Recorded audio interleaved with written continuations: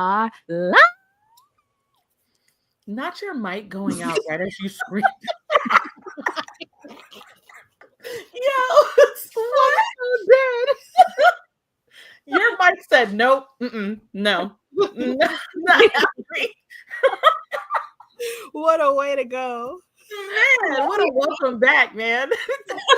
Well, I haven't said that in months and months and months. I know, and your mic was like, not today either. Oh,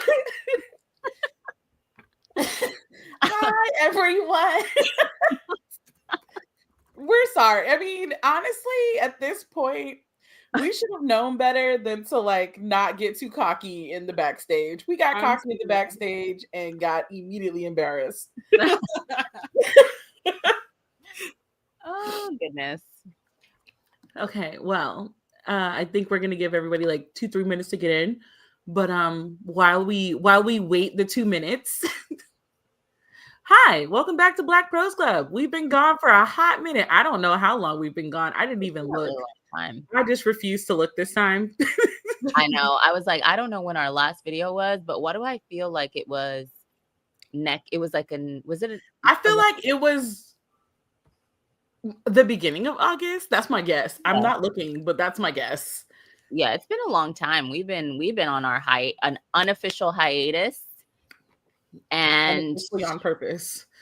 I know it's been a lot, but we're back. It's Black History Month. Yay! We have a new book to discuss, or novella rather, and we're here. We're ready. How's the week been for y'all? Because that sigh was heavy. I'm a federal employee. I cannot speak about it. I'm so sorry. We keep jobs on this account. Listen, I'm employed and I need to stay employed. I know that's right. Yeah, I feel your pain. Troy, how's your week been? It's been pretty chill. Can't complain. Can't, be 100% happy, but it's all right. What are y'all reading, real quick, before we start? Oh shoot! Let me get my phone. It's right next to me. I don't. Yeah, but say 1 second. Let me get my Kindle and my phone because audiobook. I'm listening to Guilt and Ginatan by Mia Pimanansala.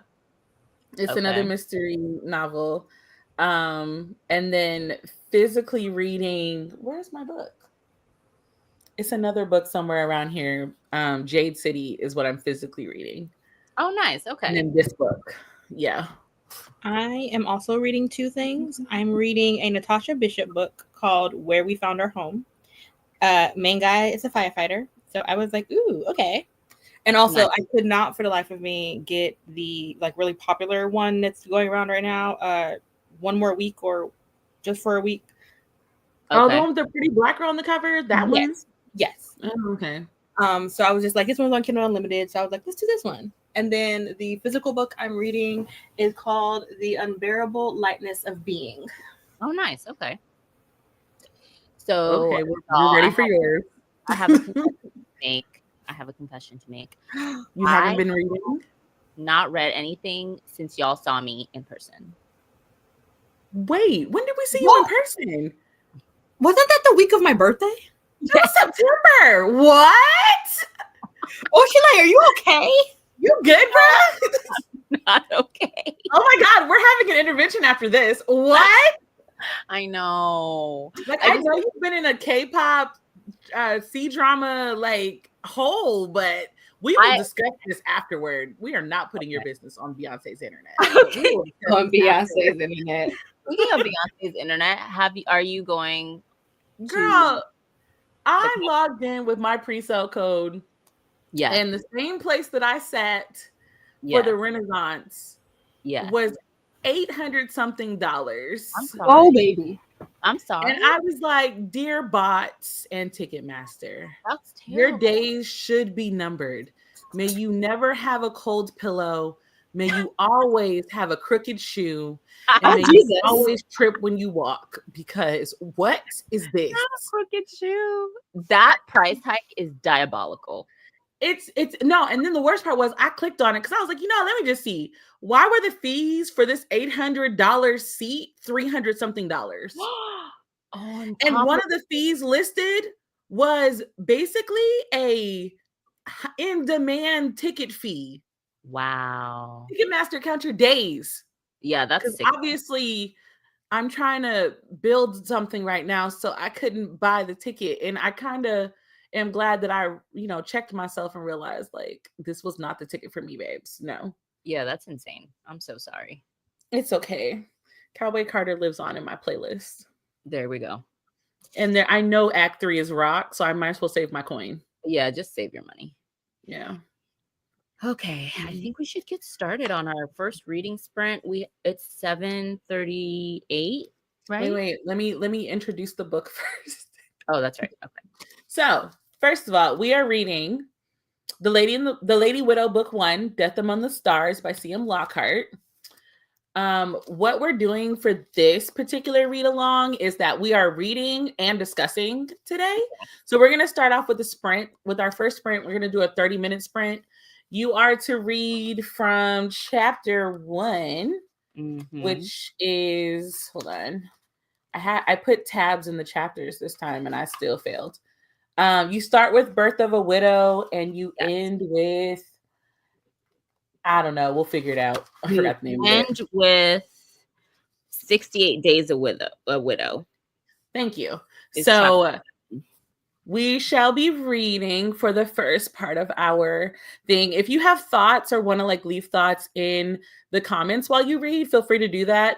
But try to limit the spoilers in the beginning, because we are going to talk about it right after we're done reading while it's fresh in our minds. So yes, we are going to talk about it. We're going to talk about, I think what we're going to focus on talking about, because we are going to have a book discussion at the end of all of this. So what we're going to focus on talking about is just our first impressions, the characters, and plot and things like that. Very general things. We're going to try not to give it too much away for those that have not yet started reading the book or not that far along or whatever the case may be, because we are going to have a very in-depth, spoiler-filled review at the very end. Yeah. Of the month. Yeah, we got to talk. Yes. Also, thank you, Chelsea, for sending us the book. We appreciate it so much. I forgot about that. Really appreciate it. Yes. It's ooh, forgot that. Okay, I'm going to set a timer. It is 6:40, and I will see y'all in 30 minutes. I will put the timer up on the screen. I haven't used StreamYard in so long, I forgot how, so give me a second. 7:40 for those of us on Eastern Standard Time. All right. Well, happy reading. Happy reading.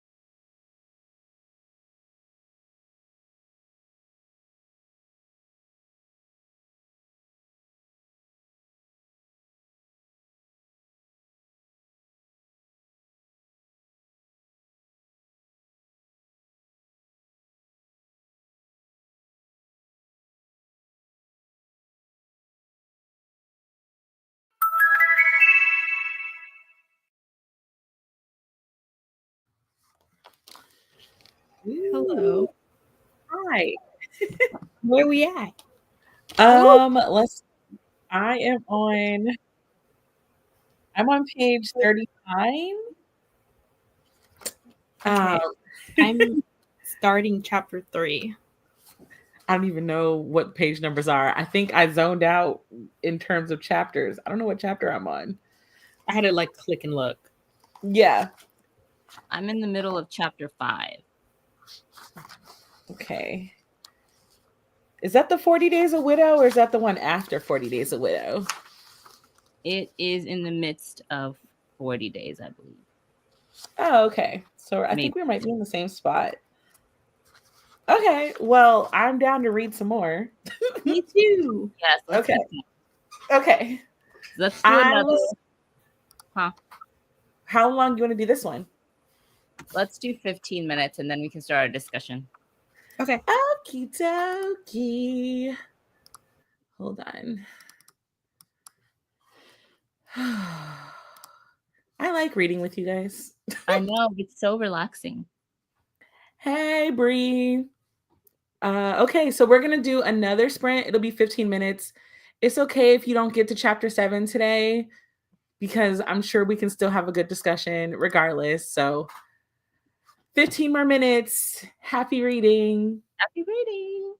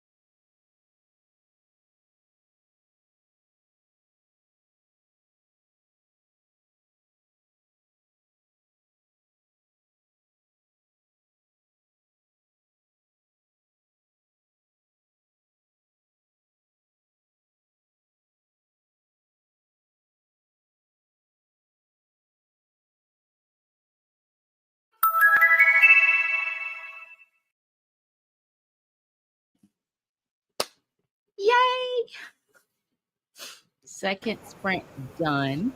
Hello. And I actually am on chapter 9 now. Yeah, I'm on 93 Days a Widow. So I think that's chapter 8. I think. I am on 5. 93 Days a Widow is chapter 8. Yeah. So I'm on chapter 8 now. Bet. Wow, those last 3 chapters kind of like ran super fast. Yeah, they're speeding by for sure. Okay, so one, I just want to say, I don't know how to put. If you're not a sci-fi person, I don't know if you're gonna get this reference. But when I was younger and my mom had to do my hair or do our hair, we had to watch whatever she wanted to watch, right? So a lot of times it was like Star Trek, Stargate, and I cannot think of the third one. So the problem that I'm having is that every time there's a reference about the ship and about what it looks like, my mind is trying to decide if it's a Star Trek ship or Stargate ship. And I'm like, I would like to not do this brain, but my brain is just like, you really don't have a choice, sis. Enjoy it. That's actually hilarious. I feel like that's one of the reasons I don't read a lot of sci-fi is because like Brittany, like my brain goes to two things. It needs to go to Star Trek or Star Wars. And oh my God, Star Wars was the fourth one. That's the other one. No, how hilarious. Like at all. Because like my brain is like, no, there's only 2 spaceships in the world that exist. And that is on Star Trek and Star Wars. That are funny. Right. I was like, you know what? I need to broaden my sci-fi horizons because this is actually kind of sad. I feel like the most interestingly described ship we read about was when we read the other sci-fi book that we read. The Nikki Drayden one where it was a whale? It was like they had like a symbiotic relationship with that ship. Yeah, it was like a space whale like or something. It was like a living organism. Was this during my sabbatical? Yes. This was during your sabbatical. I was so confused. I recall I do not remember that book. Okay. I definitely remember that book. I read did I read the second one? I don't remember, but I have moments where I really like dive into sci-fi and I stay there for a while and then I pop back up into reality. So, oh wow. And that's even funnier. Apparently Chelsea has not seen any of the sci-fi shows or movies that we just mentioned. What? That is really?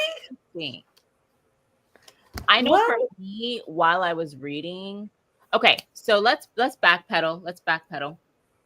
Okay. Let's talk about, before we dive fully in, let's give a brief overview of the story. So it's a novella, first of all. It's called The Lady Widow, Death Among the Stars, and essentially is about a woman who has just lost her husband, and we do not know how he died. So just FYI, now on chapter 9, and we don't have any clarity on that as of yet.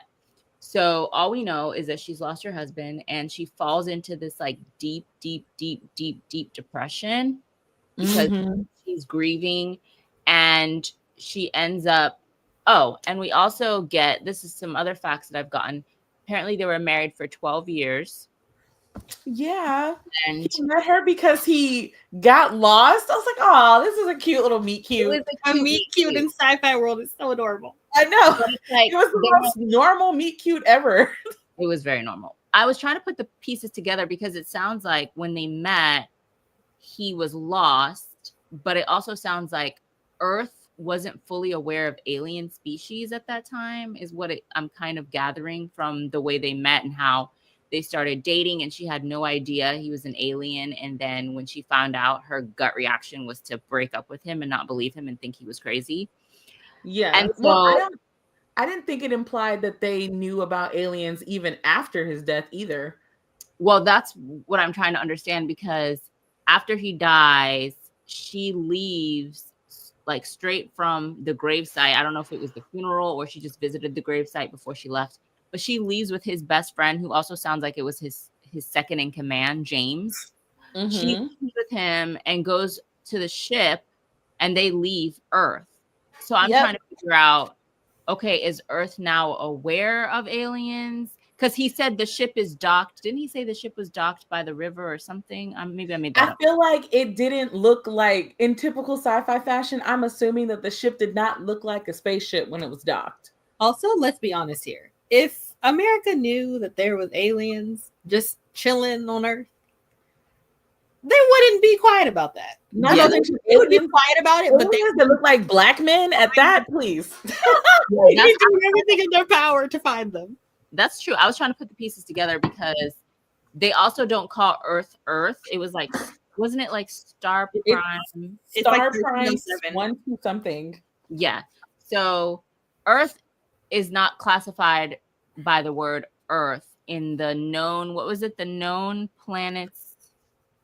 I have it highlighted, but I need to go back and pull the highlight out.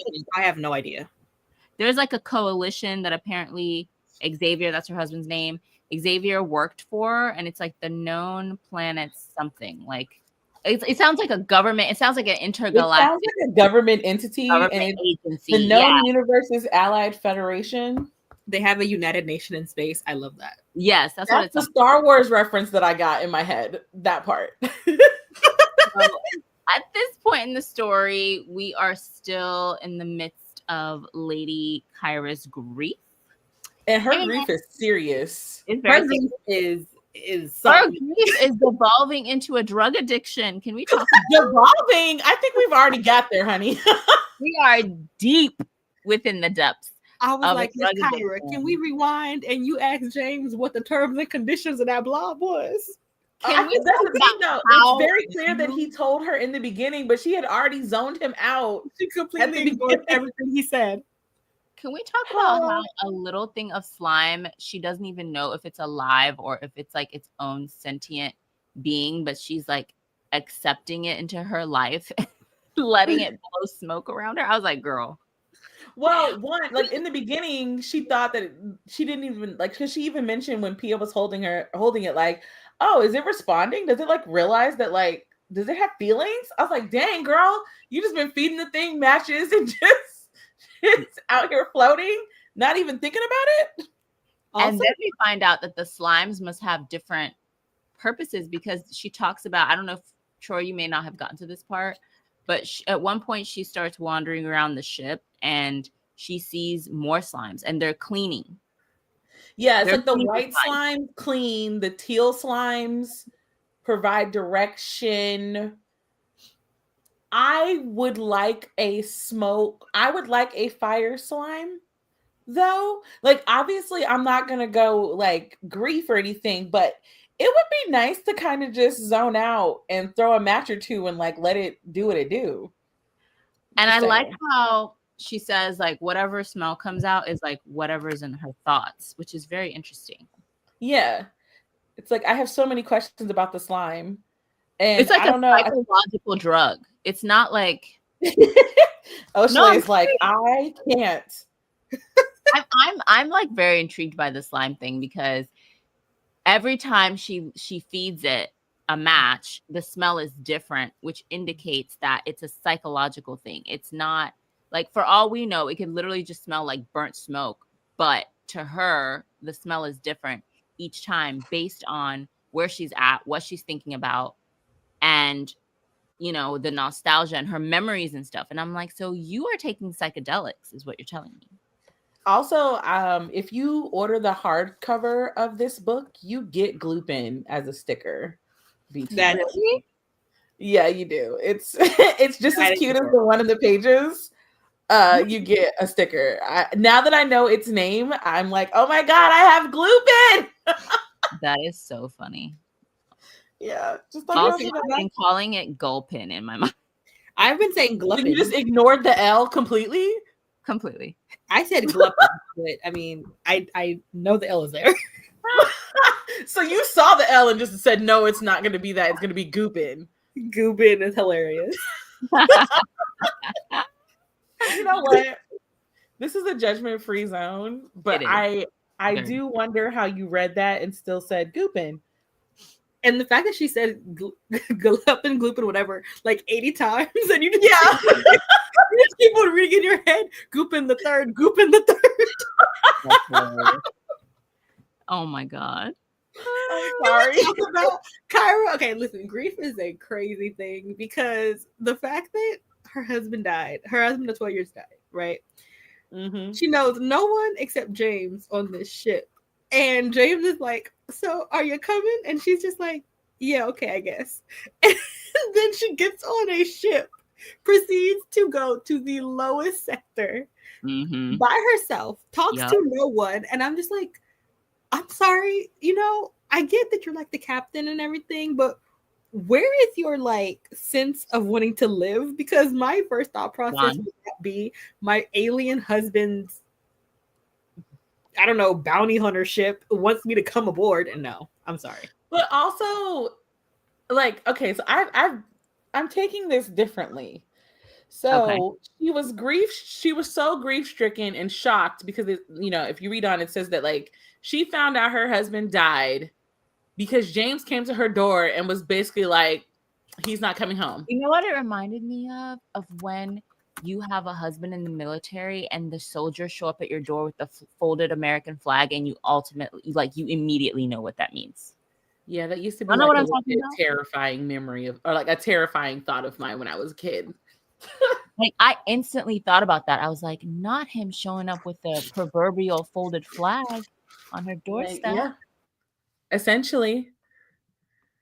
Just, no. I was like, oh no. But then it's like she went through all the phases of grief, but her anger was real serious.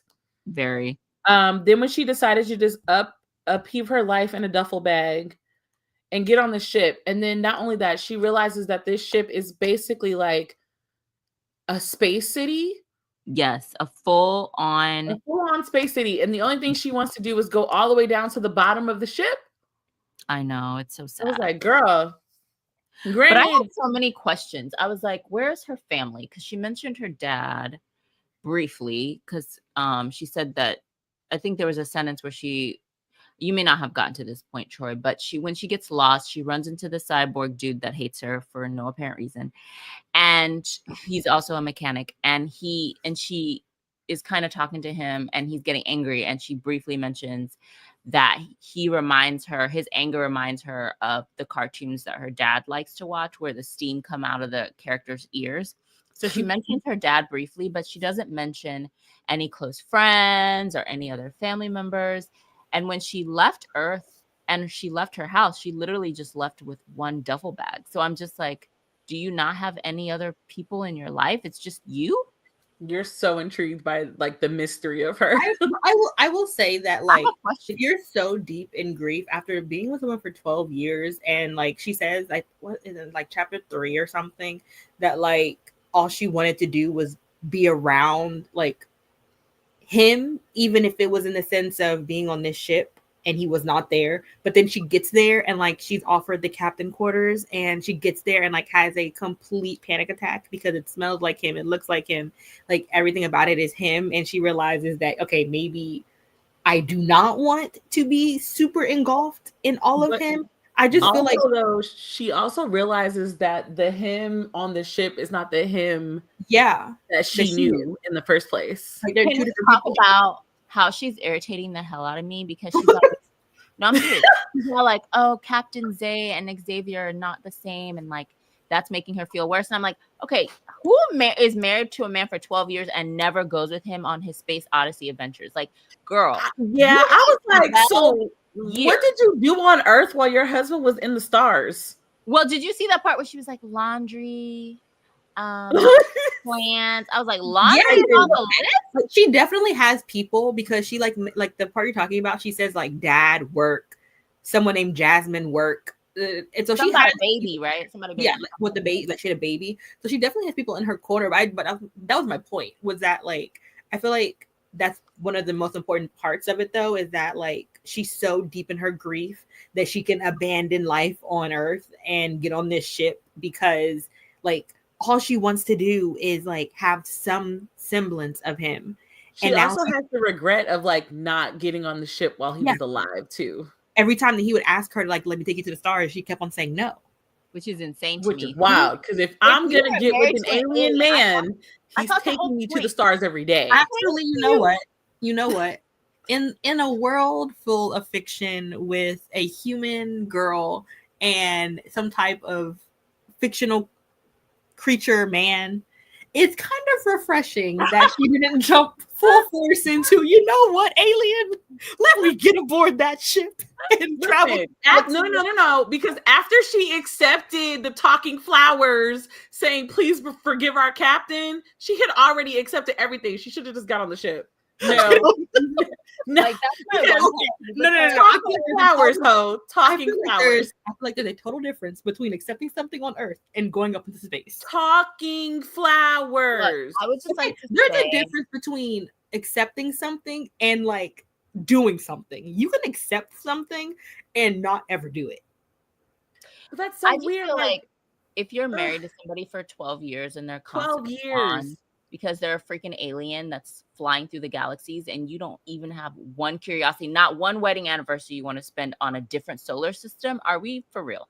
Okay, but it's like Benjamin said. He said right now that, you know, she thought she had all this time. He's like really old.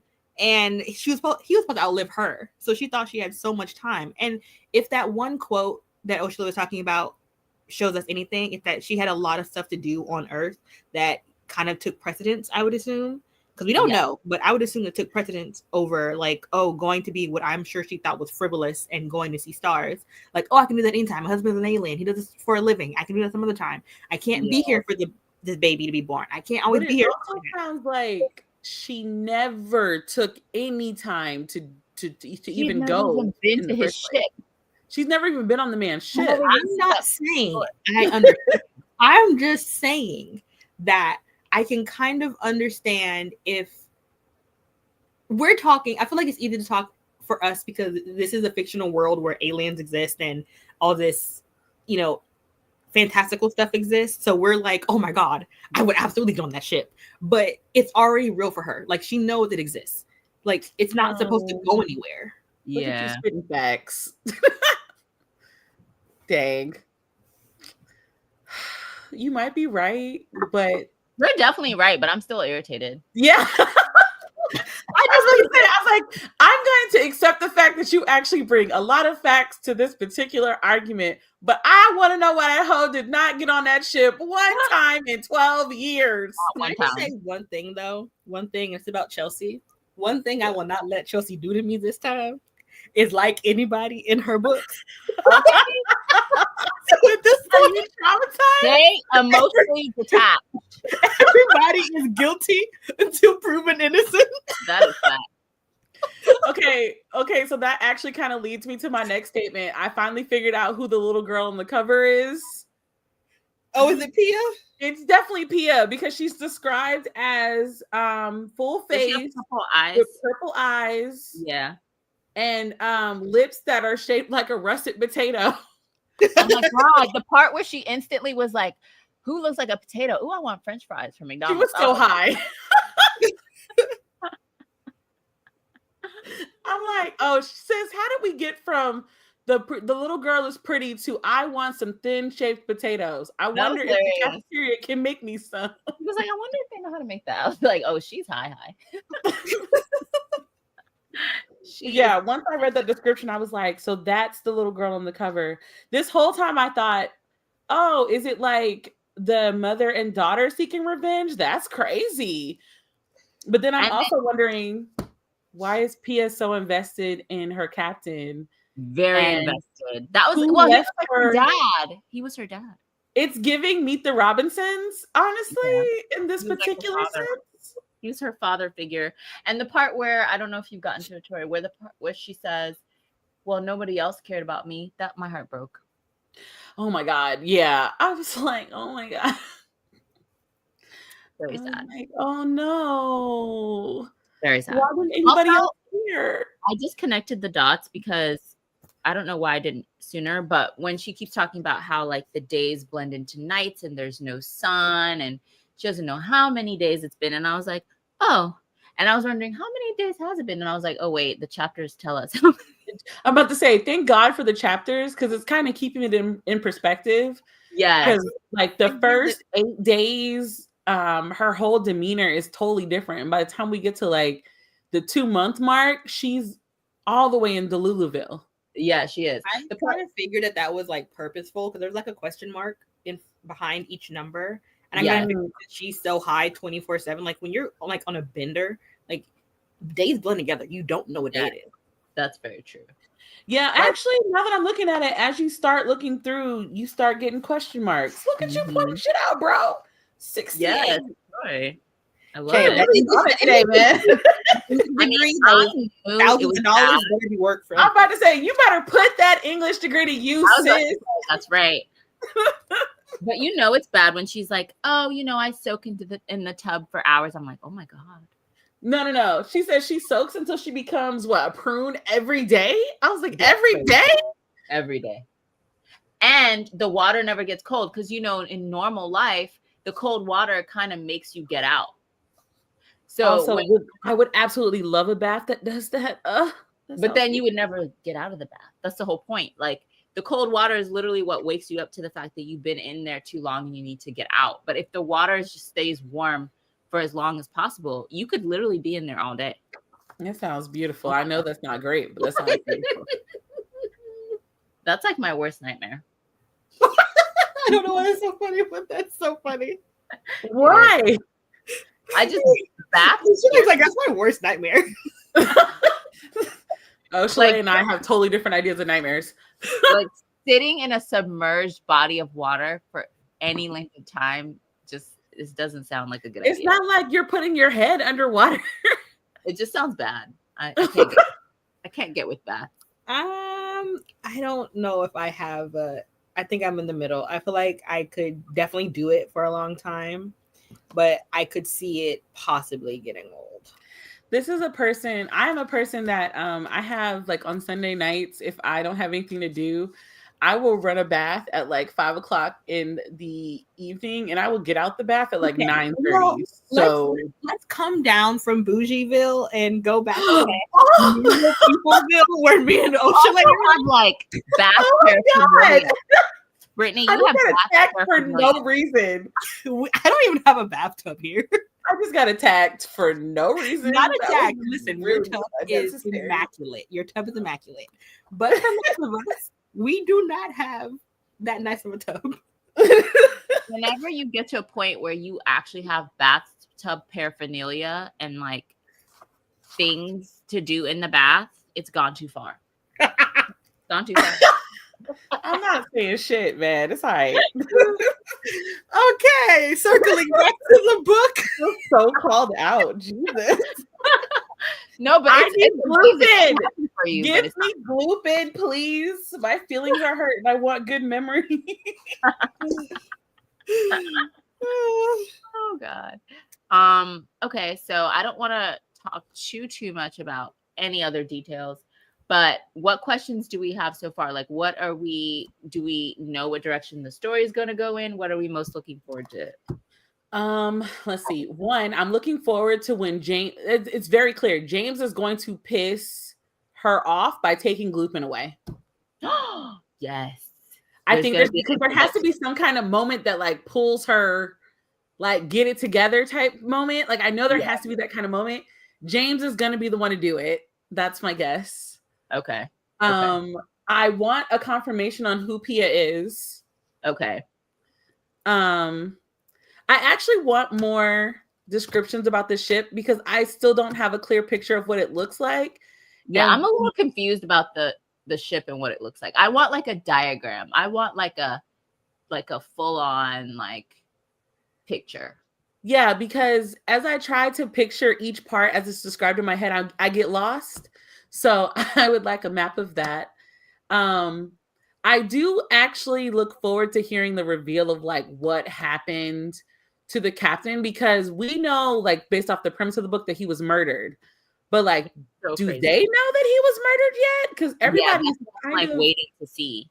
Yeah, everybody's kind of just like, oh my gosh, he died. But like, does the crew know he was actually murdered? And then who did it? is obviously, because I want to know who she's going on this vendetta against. Also, can we talk about how he was such a beloved leader, and then his wife, who I understand that it's been 12 years and they've never met her and they probably have some like feelings about that, but she finally comes on the ship and they basically just ignore her and don't go their way. It reminds me that part of the book where she was like, when she finally came out of her room and she said that like they were talking about her, I was like, imagine putting on the translator. Yeah, finally coming out your room and all you hear is them talking trash.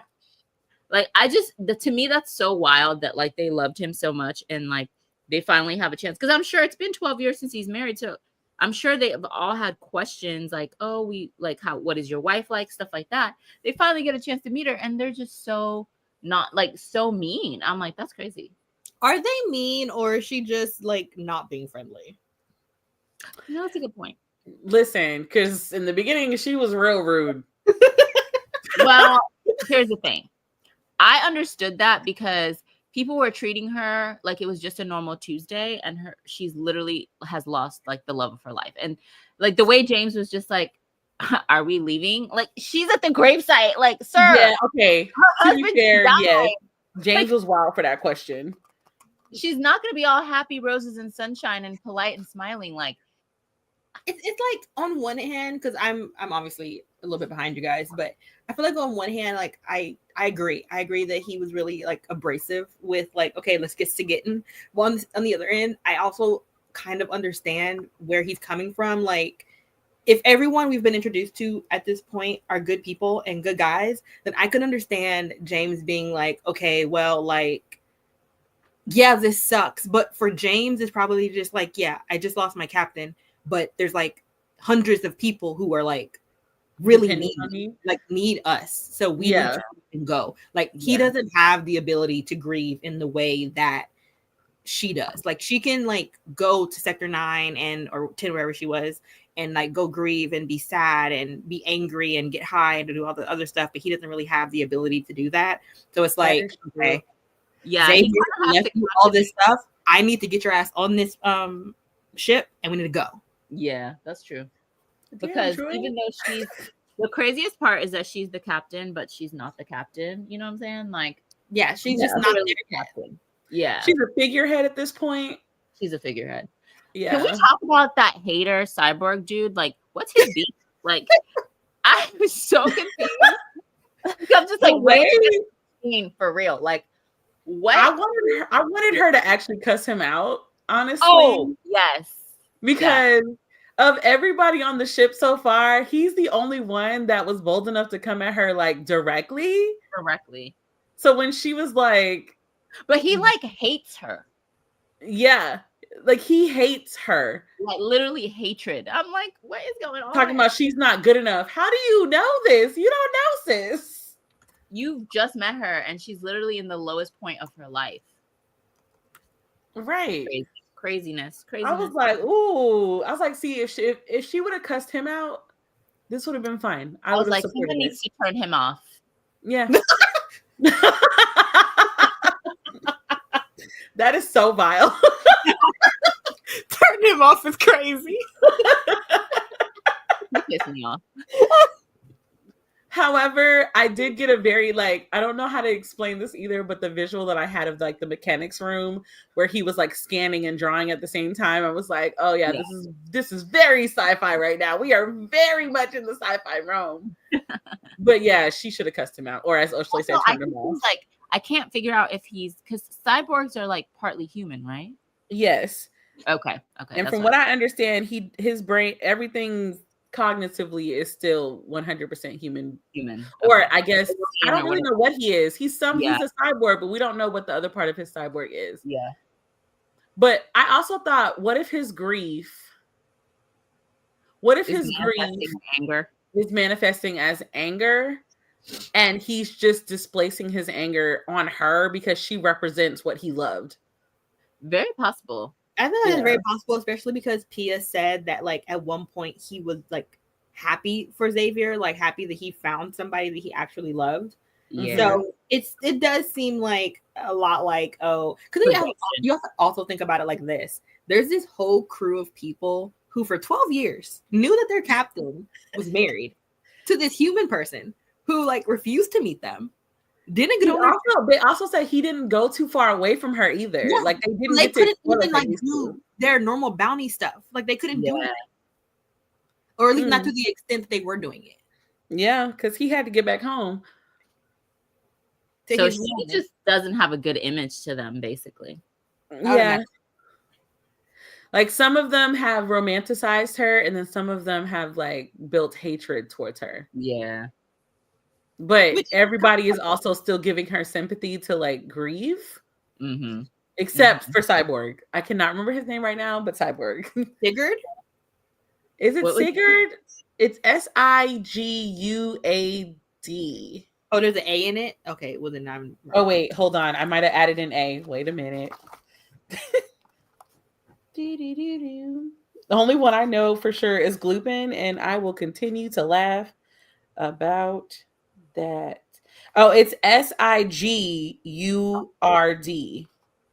Sigurd. Sigurd? Sigurd. I've been saying Sigurd. I don't know how to say it. I'm gonna just call him Sig the Cyborg. Sig. Siggy the Cyborg. We have problems. Okay. Any more predictions? I feel like she's gonna overhear some shit, and it's gonna like turn her feral. She's gonna be like, "What? You think the people are gonna talk about his murder on the ship, or like if she leaves the ship and like goes somewhere else?" I feel like she's gonna overhear something while she's still on the ship.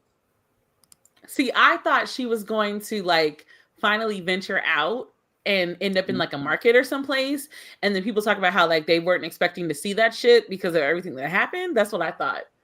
But again, I watch way too much like sci-fi anime shit, so my brain is already going insert big epic reveal.